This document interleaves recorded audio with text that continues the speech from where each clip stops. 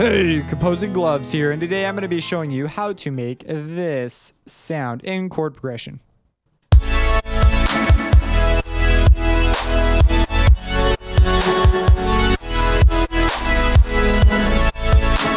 So that's it. That's what we're going to be learning how to make. It was a sound design request. This is the original. It is Slow Magic, their track Waited for You, or I don't know if Slow Magic is one person or a group, but Slow Magic Waited for You, and this is the Odeza remix. Sounds like this.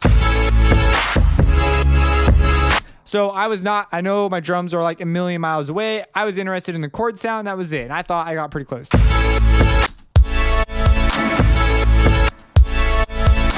So it's like, really, it's pretty close. You can finesse it to get the last little bit if you're super bent on having that particular sound. I have to remember my pictures down there.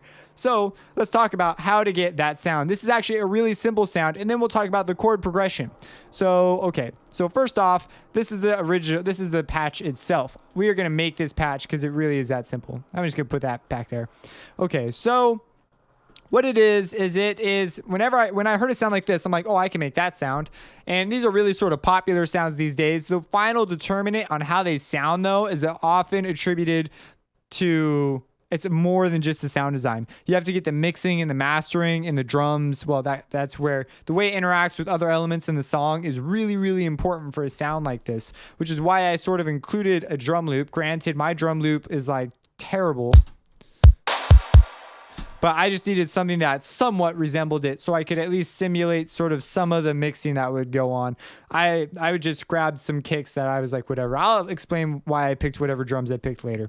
So we have here the chord sound, and you see nothing's coming out. That is because this chord sound has two fundamental principles. So we're going to look at it as a big picture, and then we'll talk about how to make it. So as a big picture, you need a sound that is sort of washy and mushy, as a timbre, as a texture, but you need it to have this percussive element. So how can we do that? Well, we can do it, and this is the way that I did it, is you take a saw wave, you unison it, and I used Harmonizer to clone harmonics up above the fundamental. That way it sounds like that organ type sound, which there's definitely an organ-y type vibe here. And there's sounds like, sounds like, I was going to say smells like as a correction. There's sounds like there is some EQ on that as well. I don't know why. I don't know why I want to say smells like so bad. Anyways, unison, I'm also using chorus in the harmonizer to get the texture, but to get the snap, to get that wow, wow, and have it sort of maintain a shape of some kind that you can attribute to a pretty percussive rhythm in nature, I used reverb. However, if you pay attention while I'm playing it, you'll see I have a separate reverb on and off, and I'm trying to just sort of customize when the reverb comes on, and all it's doing is it's automating this button. It's the bypass button. So as I play it, and that way when I'm in moments like this, it's not like wah wah, like it's extra blurry if you leave the reverb there. So you need a way, this way reverb builds and then gets chopped like instantly, and that helps us maintain a sort of a nice cutoff, but also like it adds to the rhythm. It allows us to perceive the rhythm stronger. So now that we have that, let's talk about how I made the sound. So we're just going to make the sound as an alternative. So I'm just going to go harmor. There's actually two layers to this sound. If you listen to the track, there's a bass sound and there's that chord sound. And the bass sound's really simple. We'll talk about that too. And you notice I have a bass here. Now I mixed mine a little differently just for like simplicity's sake, but you can hear that he did different stuff. It's pretty easy to pick out. But what we're going to do is we're going to make that sound. So we're going to do exactly what I said. And if you want to know more about how to make these sounds and how Harmor works, I have two series, Harmor from the Ground Up and Sound Design with Harmor.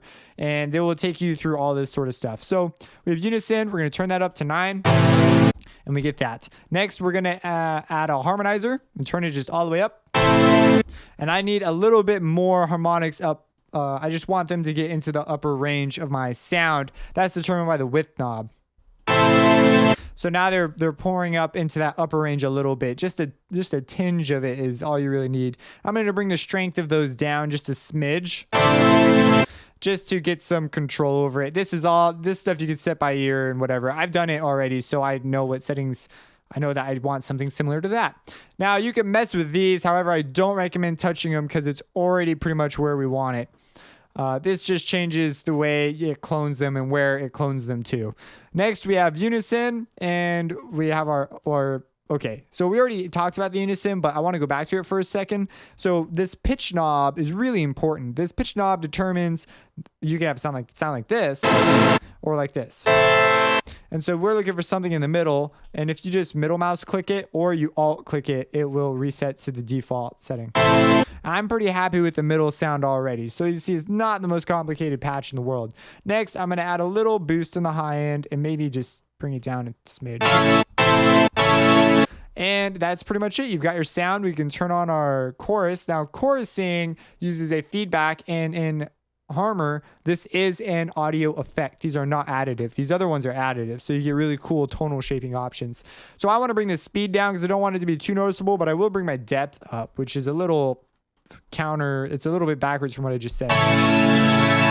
But it gets me pretty much where I want it. Now, the idea, right, is we're going to use some sort of a something to turn this on and off. And originally, I was like, ooh, a filter. And then it's pretty much still, yeah, a filter. It's an all-pass filter, a.k.a. a volume knob. An all-pass filter, if you don't know, is just a filter that lets all the frequencies through or will filter all the frequencies out. And so it's pretty much what we associate with as a volume knob. So we're going to be using that. Now, in FL, there is a cool tool. They have these volume knobs right here. So we're going to use this volume knob. Why this one? Well, I want the other ones for mixing and stuff. And I want my fader for mixing. So these knobs are here specifically to be automated. So they're really handy dandy like that. So I used that one. Now we're going to go over to my other patch, the one that actually says chords on it. And you see here that I have a reverb engaged. And the settings are more or less there. Oh, I brought the depth down. Oh, maybe you can bring the depth down if you want. But these, I went up higher. And, you know, you set these by ear. And I even brought this down just to tame out some really, really high frequency stuff. This probably isn't making that big of a difference. You see I have that. So that's it, normal. And then when we smidge out that top end. Yeah, there we go. So that's there if you're interested, if you really want to nail the setting the way it was. And this is the exact EQ I settled on. But you can, again, this one right here, that particular control is the one that will really determine how close you get to that. And then you may consider adding in a EQ curve later. Now you see this is going into a mixer track. And if you look at that mixer track, there is a TDR Nova with a high pass on it. It was just sort of an afterthought. I actually forgot this was here. But you can use it to shape it to get, it sounds like a little more narrow of a texture. This is a pretty broadband signal, meaning there are a lot of frequencies in it. So you may want to shape it to your desire. And then I am using the kick to hardcore compress this thing, or not, well, to sidechain it. And I am also using, I'm using two kicks. One of these is supposed to be a clap, but whatever. We're just making music here. So once you have this set up, the reverb. So you put the reverb on. I have it on pretty wet, and the decay, I'm pretty sure I brought the decay up, but that might be the default. And I'm automating this guy right here. And then we're automating this guy right here. So when you automate them, I chose to just not mess with the automation clip parameters. You see the min and max is right where it's at. So I didn't mess with anything special here. I just decided to eyeball it, which is kind of cool because you get that humanistic, like not quite the same every single time feel. And I changed up the slopes on some of these to give some added realism. And then here, this is just what I settled on. So this is the bypass, and you can see it's turning on. I decided to sort of match it with what's going on here. I didn't want to clone it because if I cloned it, I wouldn't be able to leave the reverb open because we have this big open spot. And in his track or her track, I don't know if Odeza is a guy or a girl, but in their track, we'll just refer to them as the plural, I guess. They have a big clap, some sort of a big, sample with a lot of high frequency. It's actually really, really bright. And the kick is also extraordinarily present, and it has a particular timbre to it as well. I didn't care about nailing the drum loop, but I knew I needed some sort of a drum loop to get this to work. Why?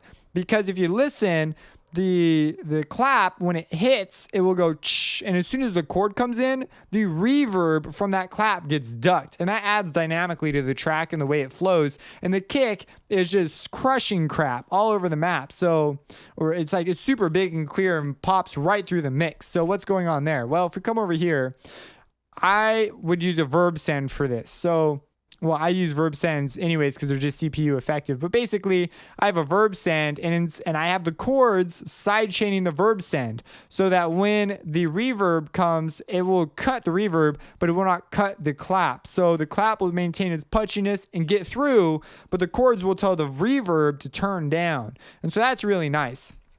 So that's pretty much the idea here. And I chose for a tempo 128, and then it's pretty much every bar. So it's really straightforward. You could alternatively go to halftime this and then write twice as much stuff. And the way the chords would land and stuff would all just simply be cut in half. So I thought that was like annoying. I don't think that's what they did. So I just didn't do that. Now, yeah, again, I wasn't going for anything like really close. I just needed the general pattern, which is this, if you're super curious about what that pattern looks like. I am using battery for this. I chose battery because it's a great place to find kicks like this. I'm not going to give like a lesson on battery right now, but if you're interested in finding kicks like the ones used in this track, battery is chock full in Machine 2. Contact anything Native Instruments-y type stuff with a lot of kicks, like coming from Native Instruments, not third-party developers. This is like it. They have tons and tons of kicks, huge varieties of kicks. So you will find a kick that will suit your needs and have a timbre relatively close to this one. Unless you just want to go in there and try and extract the kick from that track. I didn't tell you to do that though. So now let's talk about the way. So, okay, we have that. And so now the chords, let's talk about the chord progression. Now again, MIDI music theory, if you are curious about this, the circular chord progression video probably pique your interest, but we're going to cover it right now. So we're working in the key of A major. That's half the battle, is just figuring out whatever the first chord is. Once you have the first chord, you can make pretty educated guesses about what the following chords are if they're following general pop progressions. And so here we are definitely doing that. So we have a 1 chord, a big old fat. We'll use the one we made. We'll use that. I'll turn it down though for you guys and for myself because I'm blasting right into my ears.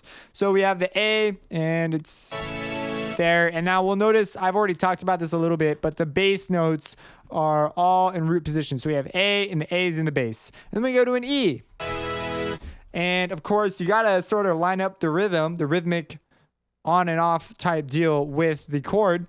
And you'll notice that this comes in on the 4 beat. How do you determine rhythms when you're listening? Well, you listen for what you typically expect, and then when things deviate from that expectation, you can usually pinpoint it a lot easier. So usually you'd expect like 1 2 3 4 2 2 3 4, right? That's like 1 2 3 4 2 2. That's like the 4/4 rhythm. That's what makes 4/4/4/4. And when you deviate from that, you've created syncopation. This is also covered in that series. So here we have this going on. So we have womp, bom, bom, bom, bom. And so when we do that, we've broken rhythmic expectation. It entertains us to hear things like this. We can vibe with it better. So here we've got that. So it comes in on the 4 beat, and that's, you just listen and you figure it out and you say, hey, that's what that sounds like. The other battle is you also have to figure out not only the rhythm, but what the chord is. And so we made, there's this thing called dictation that you learn in a class called musicianship, in which people will play you music, they will dictate to you music, and then you're expected to write it down. Just, you're like, oh, that's what this would look like on paper. And it's a pretty tough class at the higher levels. At the beginning, you have pretty simple exercises, but then it does not stay very simple for very long.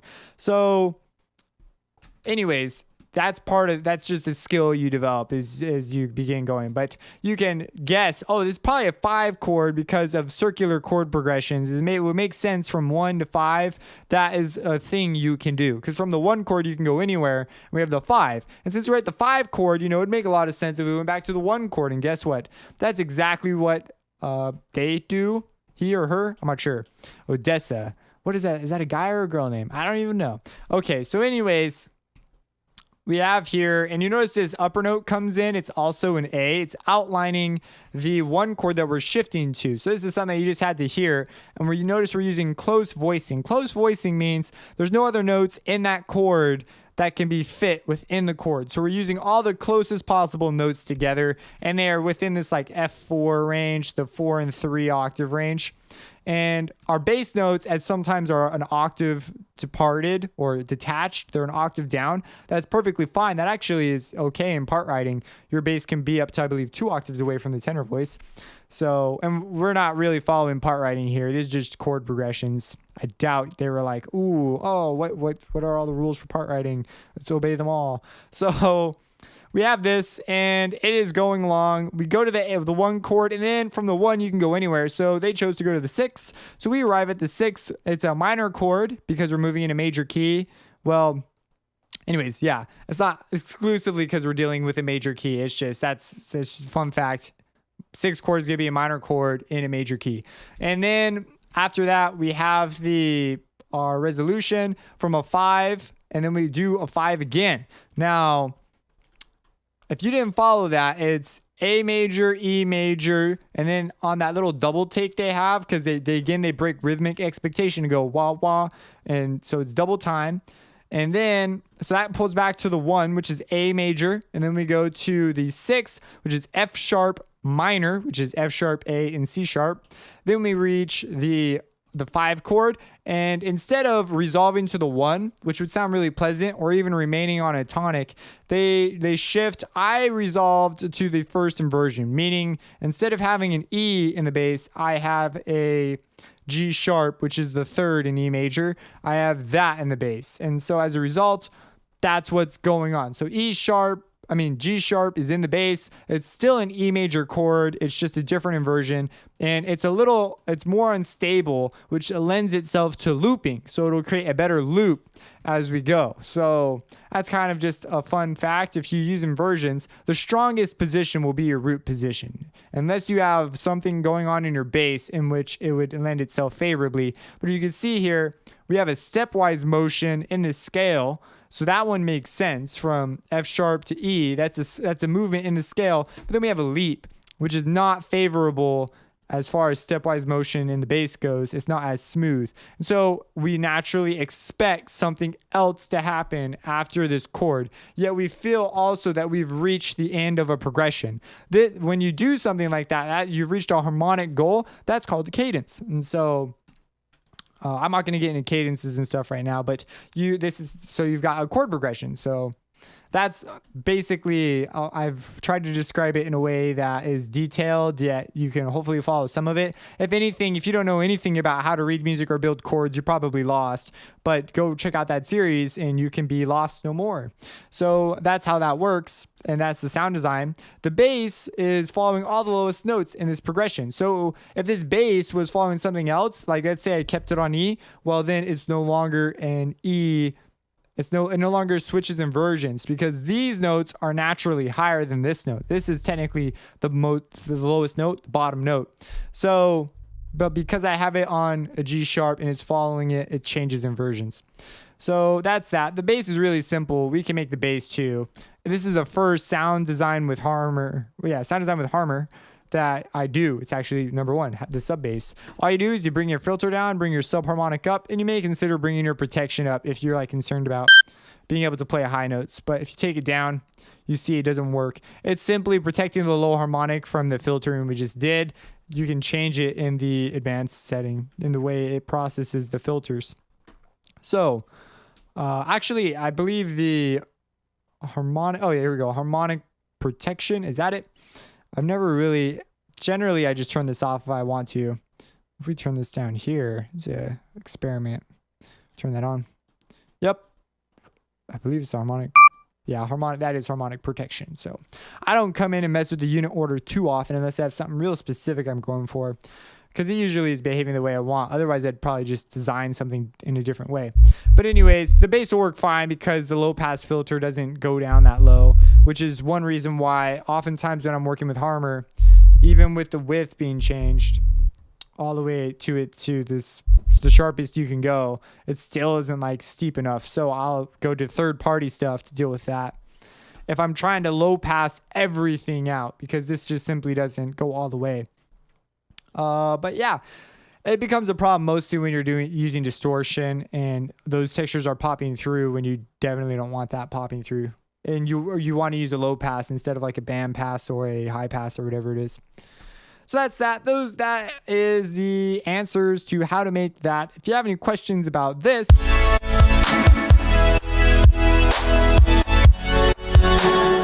let me know.